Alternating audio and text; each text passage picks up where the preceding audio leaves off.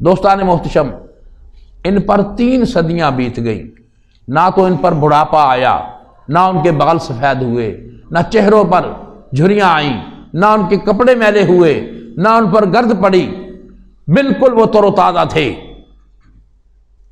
جیسے 3 صدیاں پہلے تھے۔ تو دوستان محتشم، بات اصحاب کہف کے متعلق ہو رہی تھی۔ اللہ رب العزت نے ان کی شان میں قرآن مجید میں فرمایا کہ ان اصحاب کہف پر 3 صدیاں بیت گئیں لیکن وہ تر و تازہ رہے، انہیں احساس بھی نہیں ہوا کہ 3 صدیاں بیت گئی ہیں۔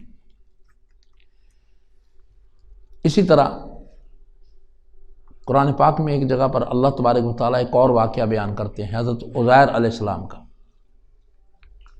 سورۃ بقرہ میں ہے۔ وہ مختصر سا واقعہ بیان کروں گا کیونکہ پھر تقریر لمبی ہو جائے گی۔ وہ کسی جگہ سے گزر رہے تھے، وہ بستی ویران تھی، ختم ہو چکی تھی، لوگ اس کے مر گئے تھے، ہڈیاں پڑی تھیں۔ تو انہوں نے اللہ تعالیٰ سے سوال کیا کہ میرے مولا کیا یہ زندہ ہو سکتے ہیں؟ اللہ پاک نے عزرائیل علیہ السلام سے کہا کہ فوراً ان کی روح کو قبض کر لیا جائے۔ روح قبض ہو گئی۔ اب جب وہ وہاں آئے، ان کے ساتھ ایک گدھا تھا سواری کے لیے، پانی تھا انگور کا، روٹی بھی تھی۔ 100 سال گزر گیا۔ 100 سال کے بعد اللہ تعالیٰ نے اپنے نبی کو دوبارہ زندہ کیا۔ تو کیا دیکھتے ہیں؟ اب یہ میں اللہ کی شان بیان کر رہا ہوں۔ کیا دیکھتے ہیں کہ پانی بالکل تر و تازہ ہے، روٹی بالکل تر و تازہ ہے، لیکن گدھا اس کی ہڈیاں پڑی ہیں۔ اب رب چاہے تو وہ بھی صحیح ہو سکتا تھا، لیکن نہیں، اللہ نے بتانا بھی تھا، اور ہمارے لیے یہ واقعات ہیں جو آنے والی امت تھی۔ اللہ نے کہا اے میرے نبی کچھ سمجھ میں آئی بات؟ کہ جی مجھے کوئی پتہ نہیں لگا۔ کہ اب ایسا کرو کہ اپنے گدھے کو بلاؤ۔ وہ گدھا بالکل ٹھیک ہو گیا، گوشت لگنے لگ گیا اس کے ساتھ۔ پانی کو دیکھو، انہوں نے دیکھا تو پانی بالکل تر و تازہ، روٹی بھی ٹھیک۔ پھر اللہ نے حکم دیا کہ اے میرے نبی ان بستی والوں کو بلاؤ کہ بستی والوں اٹھ کھڑے ہو جاؤ۔ وہ لوگ فٹافٹ کھڑے ہو گئے۔ تو یہ میرے رب کا کمال ہے، وہ پیدا کرنے والا ہے، وہ قدرت والا ہے، اس نے پوری کائنات بنائی ہے، اس لیے وہ جو چاہے کر سکتا ہے۔ اس میں بھی میں یہ بتا رہا ہوں آگے کہ میرے آقا صلی اللہ علیہ وسلم کی بعثت سے پہلے جو نبی تھے یہ ان کے امتی تھے، یہ اصحاب کہف، ہمارے نبی کے نہیں۔ یہ 300 سال تک زندہ رہے، لیکن میرا ایمان ہے میرے آقا صلی اللہ علیہ وسلم کے امت کے ولی 300 سال تک کیا، میرا رب انہیں قیامت تک قبر میں زندہ و جاوید اور جسم کے ساتھ سلامت رکھتا ہے۔ یہ اللہ تعالیٰ نے میرے نبی صلی اللہ علیہ وسلم کی شان کے مطابق ان ولیوں کی شان کو بنایا۔ اب ہم قرآن پاک سے یہ دلیل دے کر بات کر رہے ہیں، اور جس طرح اصحاب کہف کے جسم 3 صدیاں گزرنے کے باوجود غار میں لیٹ کر سلامت رہے، اسی طرح میرے پیارے آقا صلی اللہ علیہ وسلم کے امت کے ولی صدیوں قبروں میں رہ کر سلامت رہ سکتے ہیں۔ اب وہ جو اصحاب کہف تھے وہ از خود تو سلامت نہیں رہے۔ کیوں بھائی؟ وہ خود بخود تو نہیں رہے۔ وجہ کیا تھی؟ کس چیز نے ان کو سلامت رکھا؟ وہ ہم ڈھونڈنا چاہتے ہیں۔ وہ کیا ہے؟ وَرَبَطْنَا عَلَىٰ قُلُوبِهِمْ، اللہ تعالیٰ خود فرماتا ہے انہیں سلامت اللہ کے ساتھ رغبت نے رکھا، کیونکہ ان کا رابطہ رب سے تھا، اس لیے وہ سلامت رہے۔ جسم تو فرش پر لیٹ گئے، مگر رب نے ان کا تعلق عرش سے جوڑ دیا تھا، وہ تو مالا اعلیٰ سے جڑے ہوئے تھے۔ اللہ پاک کے انوار و تجلیات کی غذا انہیں ملتی تھی۔ جو لوگ روحانی طور پر اللہ کی بارگاہ سے جڑ جاتے ہیں اللہ تعالیٰ انہیں سلامت رکھتا ہے۔ وَرَبَطْنَا عَلَىٰ قُلُوبِهِمْ، ربط ان کے دلوں کا اللہ کے ساتھ تھا۔ اب ان کا تو تھا، کتے کا کس کے ساتھ تھا؟ یہ بھی سوچنے کی بات ہے بھائی، وہ تو کتا تھا نا، اس کا تو ربط نہیں تھا۔ تو دوستو ان کے دلوں کا ربط تو اللہ کے ساتھ تھا، اور کتے کا ربط ولیوں کے ساتھ تھا، کیونکہ ان سے محبت کرتا تھا وہ۔ میرے دوستو اس کی نسبت ان ولیوں کے ساتھ تھی۔ جب اللہ تبارک و تعالیٰ اپنے ولیوں کو فیض دیتا، اس فیض کا حصہ ولیوں کے صدقے اس کتے کو بھی ملتا تھا۔ کیسے ملتا تھا؟ اس آیت پاک میں اللہ تعالیٰ نے دلیل دی ہے اور نصیحت بھی کی ہے۔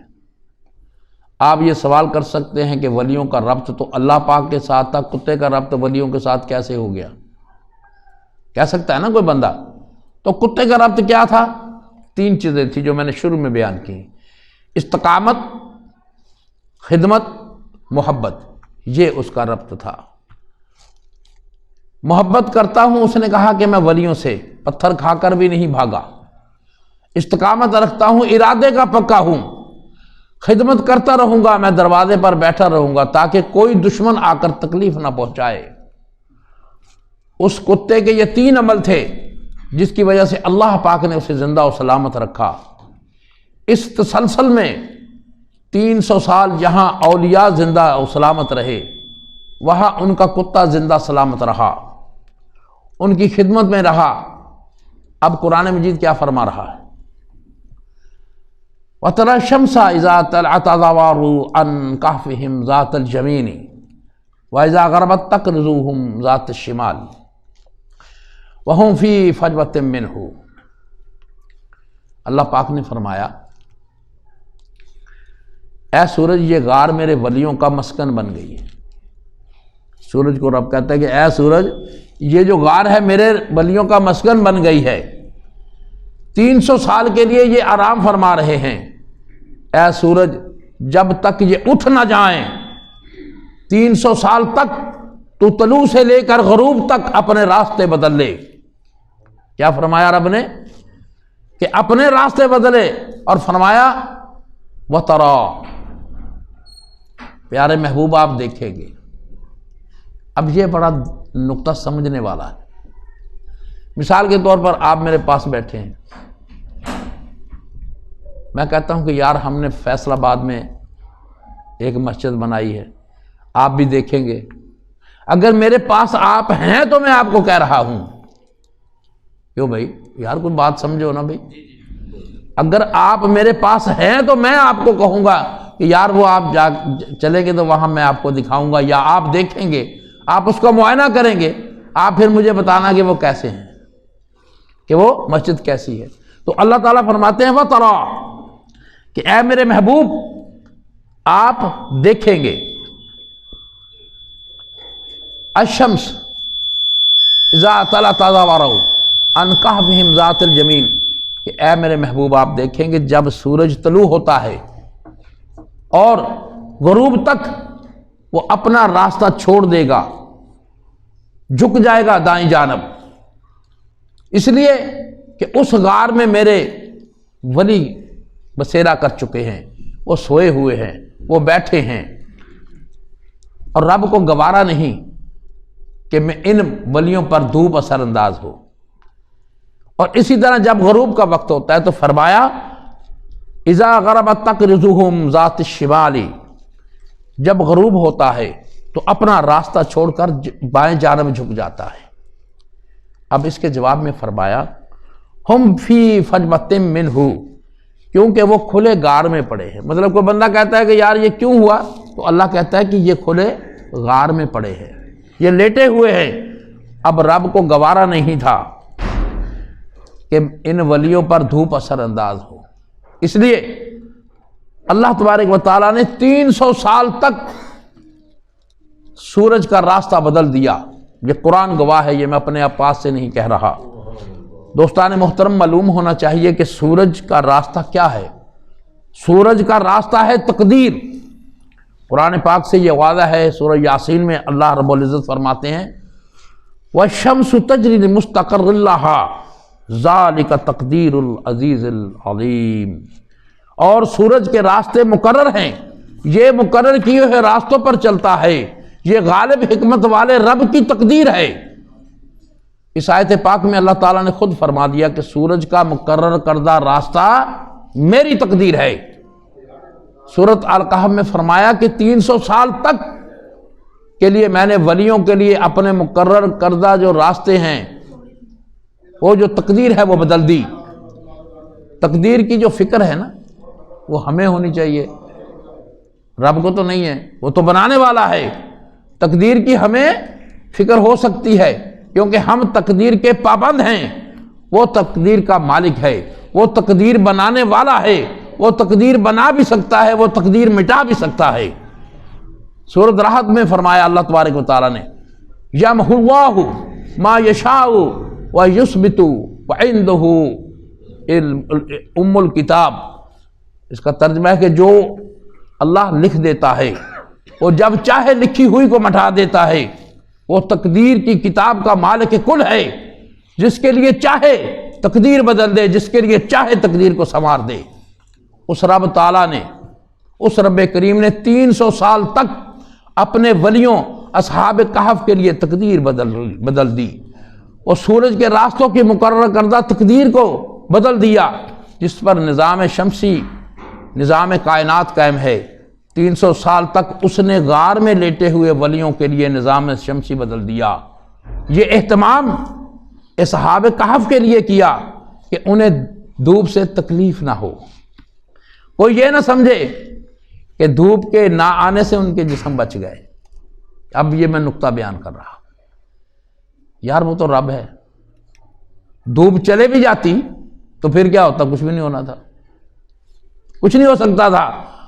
اب ادھر کتا ہے، سوچنے کی بات ہے، وہ کھلے میدان میں بیٹھا ہے، اس کے اوپر کوئی سایہ نہیں ہے، دھوپ بھی آ رہی ہے، سردی بھی آ رہی ہے، ہوائیں بھی لگ رہی ہیں، لیکن وہ بھی ٹھیک ہے۔ اس کے لیے تو سورج کا راستہ نہیں بدلا رب تعالیٰ نے، نہیں۔ پتہ یہ چلا کہ دھوپ کا نہ پڑنا ولیوں کے جسموں کو بچانے کا باعث نہیں ہے، تو پھر ہمیں یہ پتہ لگانا پڑے گا کہ دھوپ کے نہ پڑنے سے جسم کو سلامت رکھنا تو سورج کا راستہ بدلا کیوں؟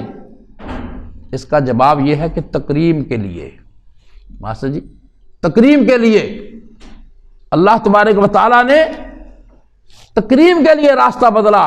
اور ہم لوگوں کے لیے اگر رب ایسا نہ کرتا تو ہمیں کیسے پتہ چلتا؟ ہم لوگوں تک بات کیسے پہنچتی؟ اللہ تو بچانے والا ہے، اگر وہ راستہ نہ بھی تبدیل کرتا تو تب بھی ان کے جسم صحیح و سلامت رہتے۔ تو دوستان محترم، دھوپ نے ان کا کچھ نہیں بگاڑا، کتے کا بھی کچھ نہیں بگڑا۔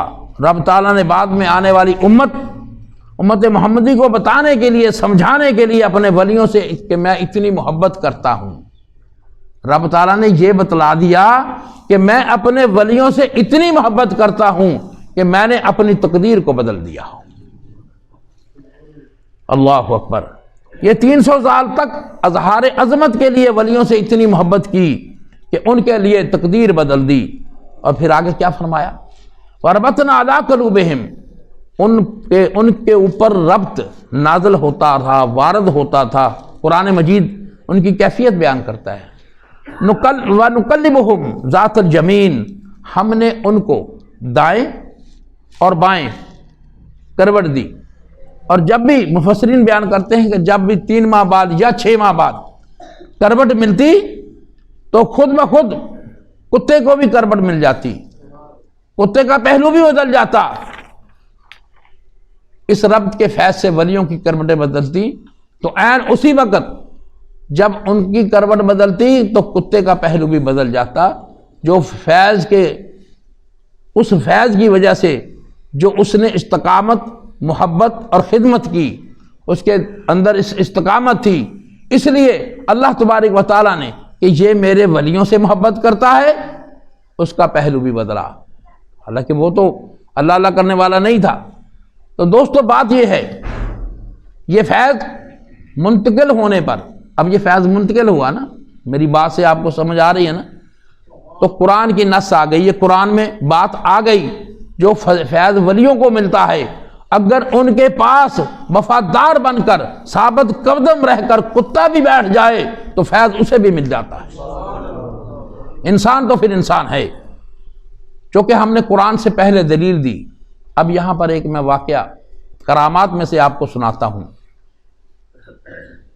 جو لوگ پڑھے لکھے ہیں انہوں نے شاید نام سنا ہو، ایک بزرگ تھے حاجی امداد اللہ مہاجر مکی رحمۃ اللہ علیہ۔ یہ عرب و عجم کے شیخ تھے، بڑے بڑے علماء ان کے مرید ہوئے۔ حاجی امداد اللہ مہاجر مکی اپنی کتاب، یہ میں اس لیے بیان کر رہا ہوں کہ کوئی اٹیک نہ کرے، اس کو پتہ لگے کہ یہ کتاب ہے، شمائم امدادیہ اور امداد المشتاق میں ایک واقعہ بیان کرتے ہیں۔ آپ لکھتے ہیں کہ حضرت جنید بغدادی رحمۃ اللہ علیہ بغداد شریف کے اولیاء کے سردار تھے۔ جہاں بھی ان کی مجلس لگتی تمام اولیاء اللہ وہاں حلقے میں بیٹھتے۔ وہ فرماتے ہیں کہ بغداد کا ایک کتا تھا، بات کتے کی ہو رہی، بغداد کا ایک کتا تھا، اس کو حضرت جنید بغدادی رحمۃ اللہ علیہ سے عشق ہو گیا۔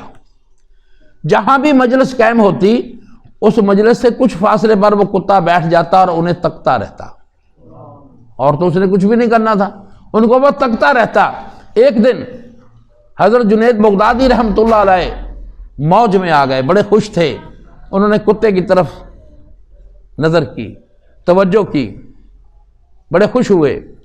اس کے بعد اس کتے کو لوگوں نے دیکھا کہ وہ جہاں بھی بیٹھتا ہے اس کے ارد گرد حلقہ بنا کر 40 کتے بیٹھ جاتے ہیں اور اس کتے کو دیکھتے رہتے ہیں۔ یہ فیض اس طرح منتقل ہوتا ہے۔ میں نے آپ کو یہ اس لیے بتا دیا کہ کچھ لوگ اس بات کو مانتے نہیں ہیں، میں نے قرآن کی نص سے بھی بتا دیا کہ بھی اس طرح فیض منتقل ہوتا ہے۔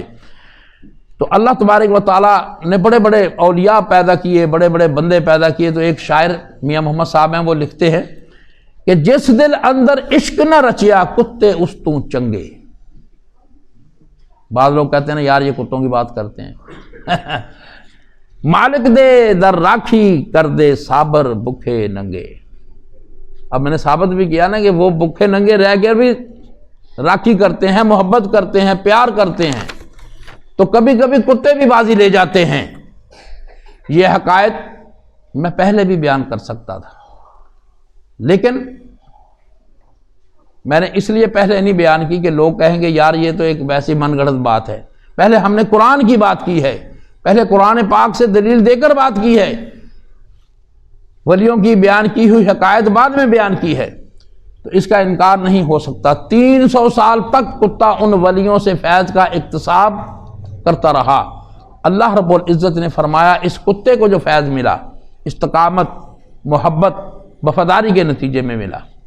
یہ جو کتا جو ولیوں کا وفادار بنا، خادم بنا، اتنا فیض پا گیا، اب قرآن ہے اور کتا اس کا مضمون ہے، کتا اس کا مضمون بن گیا ہے۔ یہ کوئی میری یا آپ کی لکھی ہوئی کتاب کا مضمون نہیں ہے، اللہ کے کلام کا مضمون ہے۔ کیا لگے اللہ کی وحی اور کیا لگے کتا، کتے کے مضمون پر اللہ کی وحی نازل ہو رہی ہے، کتے کے مضمون پر، کتے کے واقعے پر، کتے کے حال پر۔ آپ کہیں گے بیان کرنے والے کو کیسے پتہ لگا؟ میرے دوستو یہ قرآن مجید میں اس کتے کے بیٹھنے کی جو ادا تھی، جو ولیوں کے دروازے پر جس ڈھنگ سے بیٹھا تھا، اللہ رب العزت نے وہ تک بیان کر دی۔ قربان جائے اس رب پر کہ محبت، وفاداری، استقامت اور خدمت کا صلہ کتے کو یہ ملا کہ اللہ پاک نے اصحاب کہف کے دروازے پر کتے کے بیٹھنے کی ادا تک بھی بیان کی۔ فرمایا وَقَلْبُهُمْ بَاسِطٌ ذِرَاعَيْهِ بِالْوَسِيطِ، وہ کتا پاؤں پچھاڑ کر بیٹھا ہوا ہے، یہ رب فرما رہا ہے۔ جو غار کے دہانے پر بیٹھا تھا، اللہ پاک نے اس کے اگلے پچھلے پاؤں پچھاڑ کر بیٹھنے کی جو ادا ہے اس کو قرآن میں مضمون بنا دیا۔ اس رب کے کرم کو دیکھیے جو اپنے محبوب ولیوں کے کتے کے بیٹھنے کی ادا کا ذکر قرآن میں کرتا ہے۔ آپ ذرا سوچئے، وہ رب کریم اپنے ولیوں کی اداؤں سے کتنا پیار کرتا ہوگا، اپنے ولیوں کی اداؤں سے کتنا پیار کرتا ہوگا، اس کتے کی وفاداری، استقامت، خدمت، محبت کے نتیجے میں اس کتے کو یہ صلہ دیا، اب آگے اور بھی صلہ دیتا ہے رب کہتا ہے کہ اگر اس کی تعداد کے بارے میں کوئی بندہ بیان کرتا ہے، وہ کہتا ہے سیقولون ثلاثۃ رابعہم، فرمایا کچھ لوگ کہیں گے کہ وہ 3 تھے، لیکن اللہ کہتا ہے، ارشاد فرمایا ثلاثۃ رابعہم کلبہم، اللہ پاک ارشاد فرماتے ہیں اگر وہ 3 تھے تو چوتھا ان کا کتا تھا۔ سبحان اللہ، کیا بات ہے۔ پھر فرمایا بعض کہتے ہیں خمسۃ، وہ 5 تھے تو فرمایا خمسۃ سادسہم کلبہم، اگر وہ 5 تھے تو چھٹا ان کا کتا تھا۔ پھر ارشاد فرمایا بعض کہیں گے سبعۃ، وہ 7 ہیں تو فرمایا ثامنہم کلبہم، وہ 7 تھے تو 8واں ان کا کتا تھا۔ اگر یہ کلام میرے رب کا نہ ہوتا، میرے جیسا کوئی بیان کرتا، تو لوگوں نے مجھے مارنا تھا پکڑ کے کہ یار تم کتے کی بات مسجد میں کیوں کرتے ہو، کیوں جی ماسٹر جی، ایسی بات ہے نا۔ تو یہ میرے رب کا کلام ہے، انکار نہیں کوئی کر سکتا۔ حیرت زدہ ہوتے ہیں لوگ، وہ رب کریم اپنی وحی میں فرما رہا ہے، اسے کون پوچھ سکتا ہے۔ ہم سب کے دماغ میں یہ بات سمجھ میں نہیں آ سکتی۔ ہم کہتے ہیں باری تعالیٰ، اب بندہ رب سے سوال کرتا ہے باری تعالیٰ ایسا ارشاد تو نے کیوں فرمایا، تو نے اس کتے کے بارے میں ایسا کیوں کہا، اس نے کتا ہو کر میرے ولیوں کا ساتھ نہیں چھوڑا۔ یہ رب کا جواب ہے، اس نے کتا ہو کر میرے ولیوں کا ساتھ نہیں چھوڑا، تو میں رب ہو کر اس کتے کو ولیوں سے جدا کیوں کروں۔ اب یہ تو اللہ نے کہہ دیا نا، جب میرے آقا صلی اللہ علیہ وسلم نے جدا کی بات کر رہا ہوں، پیارے حضرت ابوبکر صدیق رضی اللہ تعالیٰ عنہ سے فرمایا کہ اے صدیق ایک انگوٹھی بنواؤ، اس پر اللہ کا نام لکھوا کے لاؤ۔ جب انگوٹھی آئی، آپ نے کہا اے صدیق ہم نے تو صرف اللہ کا نام لکھوانے کے لیے کہا تھا، اس انگوٹھی پر آپ نے رب کا نام بھی لکھا ہے، میرا بھی ساتھ لکھ دیا اور اپنا بھی لکھوا دیا۔ اللہ تعالیٰ کی رحمت جوش میں آ گئی، فوراً جبرائیل علیہ السلام آئے، انہوں نے کہا میرے آقا صلی اللہ علیہ وسلم حضرت ابوبکر صدیق رضی اللہ تعالیٰ عنہ نے یہ نہیں لکھوایا، یہ میرے رب نے لکھوایا ہے۔ رب کو گوارا نہیں کہ اگر صدیق رب سے آپ محمد صلی اللہ علیہ وسلم کو جدا نہیں کر سکتا، تو رب تعالیٰ کہتا ہے کہ میں صدیق کو بھی جدا نہیں کر سکتا۔ تو یہ اللہ تبارک و تعالیٰ کہتا ہے کہ میرے ولیوں کو اس نے نہیں چھوڑا تو میں اس کتے کو جدا کیوں رکھوں۔ وہ کتا تھا، اس نے مار کھائی، پتھر کھائے، ولیوں کی خاطر اس نے اپنی خصلت کو چھوڑ دیا، میرے ولیوں کی خاطر اس نے بھونکنا چھوڑ دیا، اس کا ساتھ نہیں چھوڑا۔ میں رب ہوں، اس کو صلہ دینے والا ہوں، تو میں نے ولیوں کے ذکر کے ساتھ اس کا ذکر جوڑ دیا۔ قرآن مجید میں ہے کہ کتا ولیوں کے ساتھ ہے۔ اب یہ قرآن میں ہے نا، جنت میں بھی کتا ولیوں کے ساتھ ہوگا، یہ بھی قرآن کہہ رہا ہے۔ اس کتے والے واقعے کے بعد اللہ تعالیٰ نے آگے ارشاد فرمایا وَاصْبِرْ نَفْسَكَ مَعَ الَّذِينَ يَدْعُونَ رَبَّهُمْ بِالْغَدَاةِ وَالْعَشِيِّ يُرِيدُونَ وَجْهَهُ۔ میرا مولا فرما رہا ہے اے بندے تو بھی جم جا، وَاصْبِرْ نَفْسَكَ، اپنی جان کو جما دے، اپنے آپ کو جما کر بٹھا دے۔ باری تعالیٰ نے کہا جیسے کتا جم کر بیٹھ گیا تھا، اے بندے ولیوں کے در پر تو بھی وَاصْبِرْ نَفْسَكَ مَعَ الَّذِينَ، تو بھی میرے ان بندوں کی سنگت میں جم کر رہ۔ رب نے فرمایا تو میرے ان بندوں کی سنگت میں جم کر رہ، ان بندوں کی صحبت میں جم جا، میرے ان بندوں کی صحبت میں، سنگت میں، رفاقت میں، ان کی مجلس میں اچھی طرح استقامت کے ساتھ بیٹھ جا۔ باری تعالیٰ تیرے کون سے بندے، مَعَ الَّذِينَ، میرے ان بندوں کی سنگت میں جم جا۔ کون سے بندے؟ نَفْسَكَ مَعَ الَّذِينَ يَدْعُونَ رَبَّهُمْ بِالْغَدَاةِ وَالْعَشِيِّ يُرِيدُونَ وَجْهَهُ، وہ جو صبح و شام مولا کو یاد کرتے ہیں۔ باری تعالیٰ اگر وہ صبح و شام مولا کو یاد کرتے ہیں، وہ چاہتے کیا ہیں؟ اللہ पाक कहते हैं युरिदूना वजहहू, यार का मुखड़ा चाहते हैं, यार की एक झलक चाहते हैं। ना दुनिया के मनसब चाहते हैं, ना मालो दौलत चाहते हैं, ना सिलाह चाहते हैं, ना अताओ अजर सवाब चाहते हैं, ना जन्नत के दर्जात चाहते हैं, ना हूरो कसूर चाहते हैं। मौला वो जो सुबह शाम तेरा जिक्र करते हैं, फरमाया युरिदूना वजहहू, वो यार का मुखड़ा चाहते हैं, सिर्फ तालिबे दीदार होते हैं, वो अपने यार के मुखड़े को देखना चाहते हैं, वो मुखड़े के तलबगार होते हैं। 300 साल तक जैसे वो कुत्ता गर्मी में, धूप में, सर्दी में जम के बैठा रहा, मेरे वलियों के दर पर तू भी इसी तरह जम कर बैठ जा, उनकी मजलिस और संगत में जम जा। अगर तुम्हें वो अपना दर छोड़ने के लिए कहें तो कूलू, तो तू उनका दर ना छोड़। मियां मोहम्मद साहब फरमाते हैं, मालिक दे दर बैठे रहंदे साबर भुखे नंगे, जिन्हां दिलां विच इश्क न रचिया, कुत्ते उन्हां थी चंगे। चूँकि बात इश्क से शुरू हुई थी, जो लोग आशिक हैं उनके लिए अल्लाह ताला ने इरशाद फरमाया, नारे तकबीर, नारे रिसालत, नारे गौसिया, वज़्कुर इस्मा रब्बिका वतवक्कल इलैहि तबतीला। हर एक से कटकर मेरे होकर रहते हैं, जो हर एक से कटकर, हर एक से जुदा होकर मेरे होकर रहते हैं, वो कुछ नहीं चाहते सवाए मेरे दीदार के, वो किसी शय के तलबगार नहीं। वज़्कुर इस्मा रब्बिका वतवक्कल इलैहि तबतीला। अब ज़रा मवाजना करते हैं, जो लोग इस दुनिया के तालिब होते हैं, वो दुनिया के अजर के तालिब होते हैं, ये लोग आम मोमिनीन होते हैं और उनकी तरक्की नहीं होती जब तक दुनिया के अजर, दुनिया की हिर्स, दुनिया की तलब और दुनिया का लालच और दुनिया की मोहब्बत, ये तमाम गलाज़तें जब तक दिल की वादी से निकाल नहीं दी जाती, वो इश्क की राह पर नहीं चल सकते। जो लोग ये सब गलाज़तें अपने दिल की वादी से निकाल देते हैं, फिर वो लोग मोमिनीन नहीं होते, वो जाहिद होते हैं, उन्हें जाहिदीन कहते हैं। उनकी कैफियत ये होती है कि वो दुनिया से अलग होते हैं, आखिरत के तलबगार होते हैं। उनके मुतालिक ख़ास बात बता रहा हूँ, वो खुद दुनिया से नहीं निकलते, वो दीन के तकाजे पूरे करते हैं, अपने फ़राइज़ पूरे करते हैं। यूँ समझ लीजिए कि वो खुद दुनिया से नहीं निकलते, मगर दुनिया को अपने अंदर से निकाल देते हैं, दुनिया को अपने अंदर से निकाल देते हैं। दुनिया की मोहब्बतों को जड़ों से उखाड़ कर दिल की दुनिया से निकाल देते हैं।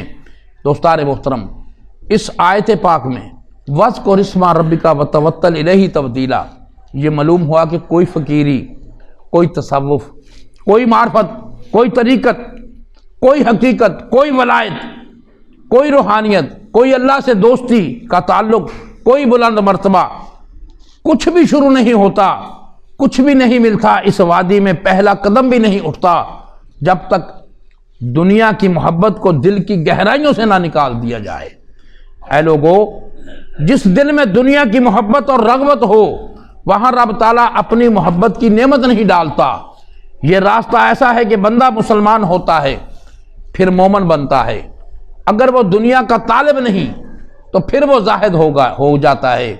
मगर कुरान पाक ने यहाँ पर ना तो मोमिनीन की बात की, मोमिनीन की बात ही नहीं की, ना ही जाहिदीन की बात की। यहाँ कुरान ने फरमाया युरिदूना वजहहू, ये आशिकीन का दर्जा है, ये दर्जा मोमिनीन और जाहिदीन से आगे है। इस दर्जे में दुनिया दिल से निकल गई और आखिरत आ गई। दिल में जब आखिरत ने जगह ले ली, अब इससे आगे एक और दर्जा भी है। आप बड़े हैरान होंगे कि यार अब कौन सा दर्जा आ गया भाई। वो मुहिब्बीन और सादकीन हैं। ये लोग अपने दिल में आखिरत की रग़बत को भी पसंद नहीं करते। यार को बात भी समझ में आ रही है? ये लोग अपने दिल में आखिरत की रग़बत को पसंद नहीं करते। हाय हाय हाय हाय। पहले दर्जे वाले अहले अल्लाह कहते हैं कि अगर दिल में दुनिया की मोहब्बत है तो वो फितना है, फसाद है, अब आखिरत को दिल में बसा लो। लेकिन दूसरे दर्जे वाले कहते हैं जिस तरह दिल में दुनिया की मोहब्बत का रहना फितना है, इसी तरह आखिरत की रग़बत का रहना اس سے بھی بڑا فتنہ ہے۔ اس بات کے متعلق شاید آپ کو سمجھ نہیں آ رہی۔ حضرت باجزید بسطامی رحمۃ اللہ علیہ فرماتے ہیں کہ اگر میرے دل میں دنیا کا خیال آ جائے، اگر میرے دل میں دنیا کا خیال آ جائے تو میں طہارت حاصل کرتا ہوں، اور اگر، کیونکہ دنیا اس لیے میں طہارت کرتا ہوں کہ دنیا زیادہ دیر میرے دل میں اس کا خیال نہیں ٹھہرتا، دنیا کے اس الجھاؤ میں الجھتا نہیں، چپکتا نہیں، لپکتا نہیں، اس لیے وضو سے طہارت ہو جاتی ہے۔ مگر آخرت اور جنت کیونکہ عالم نور کی شے ہے، مالا اعلیٰ کی شے ہے، انوار و تجلیات کی جا ہے، اس لیے آخرت اور جنت کا خیال دیر تک دل میں رہتا ہے۔ تو عاشقوں کے لیے جیسے دنیا رب کا غیر ہے، ویسے ہی جنت بھی رب کا غیر ہے۔ ایک اور بھی واقعہ بیان کرتا ہوں، پہلے بھی میں نے سنایا تھا واقعہ۔ حضرت مائی رابعہ بصری رحمۃ اللہ علیہ بیمار ہو گئیں، بخار ہو گیا، لوگ مختلف آ رہے ہیں، کوئی پوچھ رہا ہے کہ مائی صاحبہ آپ نے دوائی کھائی؟ جی کھائی بھی، آرام نہیں آیا، ابھی آ جائے گا۔ ہر بندے کو جیسا بندہ ویسا ہی جواب دے دیتے۔ اب حسن بصری رحمۃ اللہ علیہ تشریف لے آئے، کہنے لگے رابعہ دنیا والوں کا والا جواب نہیں دینا، جو دنیا کو جواب دیتے ہو وہ مجھے نہ دینا، اصل بات بتانا، حقیقت کیا ہے۔ تو فرمایا اے حسن بصری، میں قرآن پاک پڑھ رہی تھی، سورۃ واقعہ کی تلاوت کر رہی تھی، اس میں جنت کا ذکر آ گیا، جنت کی بہاروں کا، اس کی نعمتوں کا ذکر آ گیا، تو میرے دل میں خواہش پیدا ہو گئی۔ جیسے خواہش پیدا ہوئی، اللہ کی طرف سے ایک آواز آئی، اور وہ بھی جھڑکی کی صورت میں، جھڑک دیا رب تعالیٰ نے کہ رابعہ تم عشق کا دعویٰ میرے سے کرتی ہو اور طلب جنت کی کرتی ہو؟ بس کہتی اس دن سے میں بیمار ہوں اور میرا بخار نہیں اتر رہا، اور میرا بخار تب اترے گا جب میرا رب راضی ہو جائے گا۔ میرا رب ناراض ہو گیا۔ اب آپ اس فارمولے کو سمجھ گئے ہوں گے کہ جب دنیا دل سے نکلتی ہے تو آخرت دل میں آتی ہے، اور جب دل سے آخرت نکل جاتی ہے تو دل میں یار آتا ہے۔ سمجھ آ گئی بات بھائی؟ تو دل میں، اس لیے اس کا ذکر یوں کیا، یریدون وجہہ، ان کی مجلس میں بیٹھو جو نہ طالب دنیا ہو نہ طالب آخرت ہو۔ دوستان محترم، طالب دنیا کا نام مرید نہیں ہوتا۔ مرید کا معنی کیا ہے؟ مرید کا معنی ہے اللہ کا ارادہ کرنے والا۔ مرید وہ جو آخرت کی طلب کرے۔ اب پھر شیخ کون ہوگا؟ ہم کہتے ہیں نا بھی یہ فلاں شیخ ہے، تو شیخ کون ہوگا؟ وہ کیسا ہوگا؟ شیخ وہ ہوتا ہے جو طالب مولا ہو، شیخ وہ ہوتا ہے جو طالب مولا ہو، مرید وہ جو آخرت کی طلب کرے۔ لوگوں کو سمجھ نہیں آتی کہ پیر کامل کون ہے۔ پہلے بھی میں نے بتایا تھا کہ میں بتاؤں گا آپ کو کس کی بیعت کرنی ہے، کس کی نہیں کرنی۔ لوگوں، آج آپ کو میں بتا رہا ہوں، یاد رکھنا، بندے کی پہچان بتا رہا ہوں، ولی کی، کامل کی پہچان یہ ہے کہ اسے مریدوں کی تلاش نہیں ہوتی، اس کو مرید تلاش کرتے ہیں، وہ کامل ہے۔ علامہ اقبال صاحب فرماتے ہیں کافر کی یہ پہچان ہے کہ آفاق میں گم ہے، مومن کی پہچان کہ گم اس میں ہے آفاق۔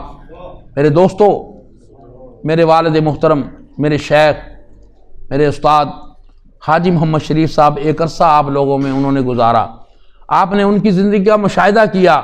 وہ ایسے نہیں تھے جو مریدوں کے لیے مارے مارے پھرتے تھے، یہ سب لوگ گواہ ہیں اس چیز کے۔ سمجھانا مقصود یہ ہے کہ جس کے در پر آپ آئے بیٹھے ہو، میرے شیخ، میرے والد محترم، پیر طریقت، رہبر شریعت حاجی جناب حافظ محمد شریف صاحب طالب دنیا نہیں تھے، وہ طالب مولا تھے۔ جو طالب مولا ہوتا ہے وہ تو یار کے مکھڑے کی تلاش میں ہوتا ہے۔ اسی لیے فرمایا رب تعالیٰ نے یریدون وجہہ، وہ یار کا مکھڑا چاہتے ہیں۔ رب تعالیٰ نے بڑی ہی لطیف بات ان لوگوں کے لیے فرمائی، کن لوگوں کے لیے؟ جو ہر وقت یار کا مکھڑا چاہتے ہیں، یار کا دیدار چاہتے ہیں۔ فرمایا وَلَا تَعْدُ عَيْنَكَ عَنْهُمْ، فرمایا اپنی آنکھیں ان کے چہروں سے نہ ہٹانا۔ دنیا والوں سے کہا اپنی آنکھیں ان کے چہروں سے نہ ہٹانا۔ فرمایا جب اللہ والوں کے پاس جاؤ تو ان کے ساتھ جم جاؤ، جڑ جاؤ، اور ان کو تکتے رہا کرو، کیونکہ ان کو تکنا بھی عبادت ہے۔ لیکن نماز کے وقت نماز پڑھو۔ نبی مکرم صلی اللہ علیہ وسلم نے ارشاد فرمایا، حدیث پاک ہے، وَانظَرُوا إِلَى الْكَعْبَةِ عِبَادَةً، جب بیت اللہ میں جاؤ، اگر آپ طواف نہیں کر سکتے، نوافل نہیں پڑھ سکتے اور کوئی ذکر نہیں کر سکتے تو صرف کعبے کو دیکھتے رہو، وہ بھی عبادت ہے۔ پھر آگے فرمایا کہ کیا میں تمہیں ایک اور بھی بتا دوں عبادت؟ صحابہ نے کہا فرمائیے، ارشاد فرمائیں۔